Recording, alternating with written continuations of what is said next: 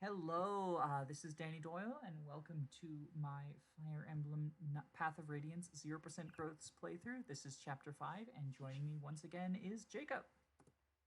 She's awake. Now it's time for sleep. Maybe she just has my sleep schedule where she works nights. Apparently, your crew is right now. Yeah, I mean, this is the So, Fen map, but I don't see any enemies. yeah, this is gonna be a really easy chapter then. Is I he mean, gonna leave Ike on the throne by himself?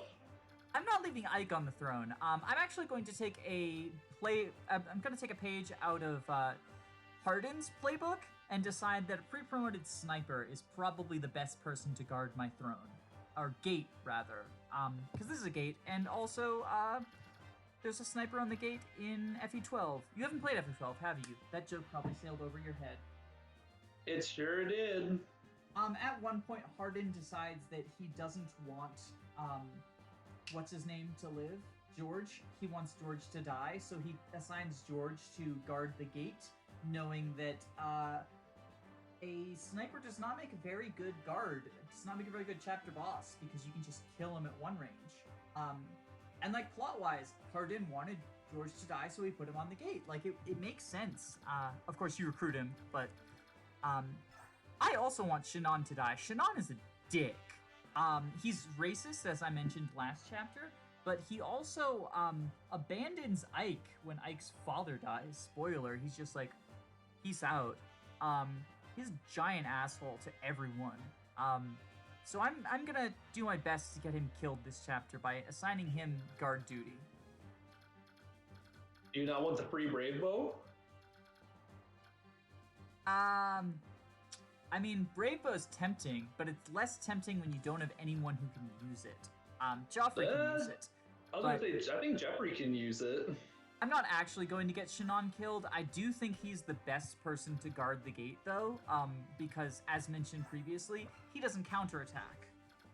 He also has Provoke, and he has a decent amount of health. I did load him up with a Vulnerary, and, like, just in case he has an Elixir, but I don't think he's going to need it.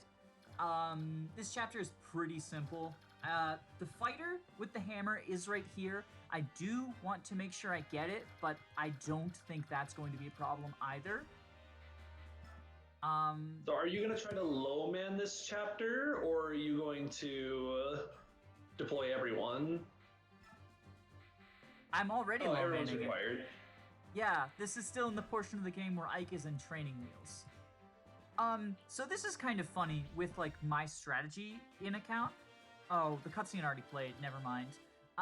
Well, Grail says, I'm gonna defend this door on my own, and, like, the plot reason for that, or that's the plot reason he's not here helping defend, is, like, he's defending this door, which means that no enemies get in through this side. And your job is to use everyone else to defend these two choke points. I think Grail could use some backup. So, everyone is gonna go defend this side. I always found it weird that the music is so quiet in this chapter. I guess it's because it's like at night. They don't want to wake up the people that are sleeping in the town with the background music.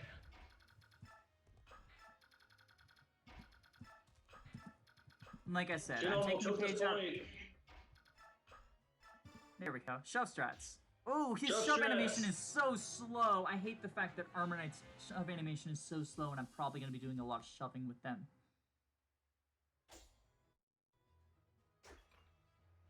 Now, theoretically, I could have unequipped people and put someone unequipped, like unequipped Gotri or unequipped Titania on the gate, but I do think that, again, in order to get the hammer, and also because there is a hammer, Gotri is not a good guard because he'll get, like, murdered by the hammer.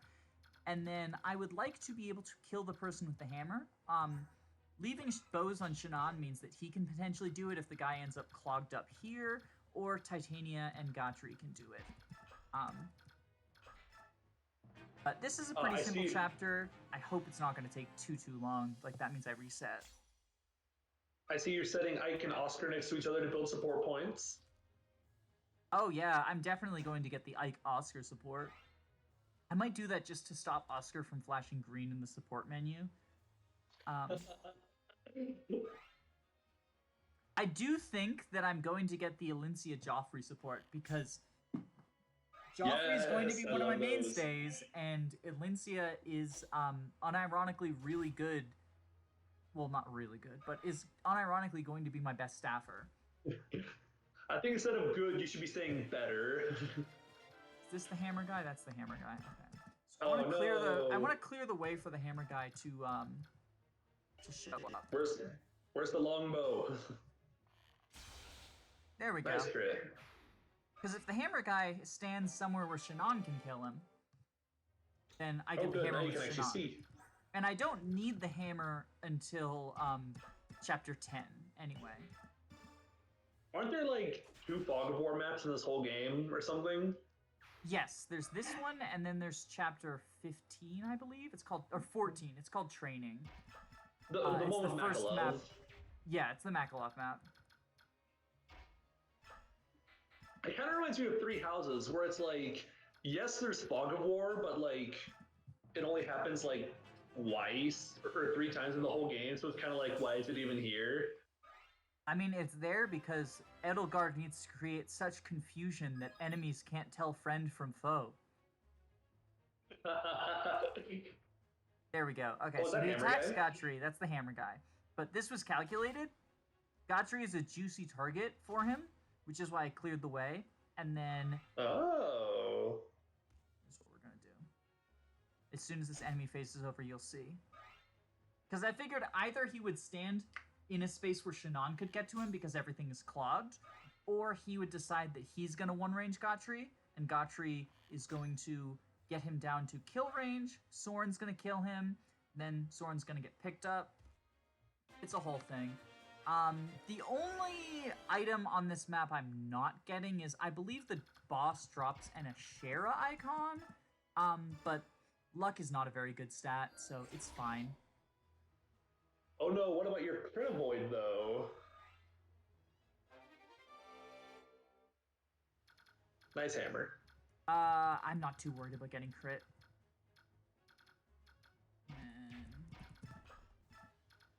Yeah, I find it funny how long it took intelligence systems to try to do something with a luck stat with fates, where it's like, instead of doubling the effects of luck stat, it's like, oh, now skills like rally luck give you like 8 luck or something. Doesn't luck trigger skills in Awakening or something? Like Arms Thrift and other really good skills? Some skills. I know it triggers Miracle, of course. I think Arms Thrift. Arms Thrift might be skill. It's either skill or luck, one of those two. I do like the idea. Luck skills. I like the idea of luck triggering most, if not all, skills. Just because otherwise, like, it's so bad. Like, what, 1 point of crit avoid and 1 point of hit and avoid? Yeah, I don't even think it's 1 point of hit. I think it's like half a point of hit or something. Oh, it's so bad.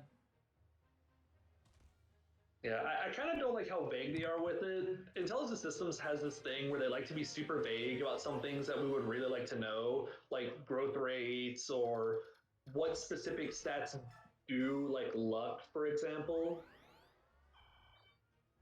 I should really have unequipped Gotri last turn. I only had him equipped so that he could damage the hammer guy. Nice shove.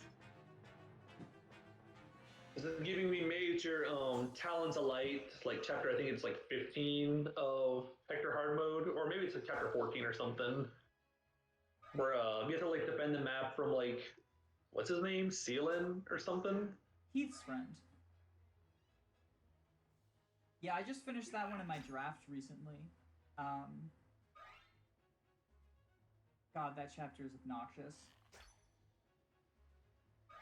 It's awkwardly small and cramped.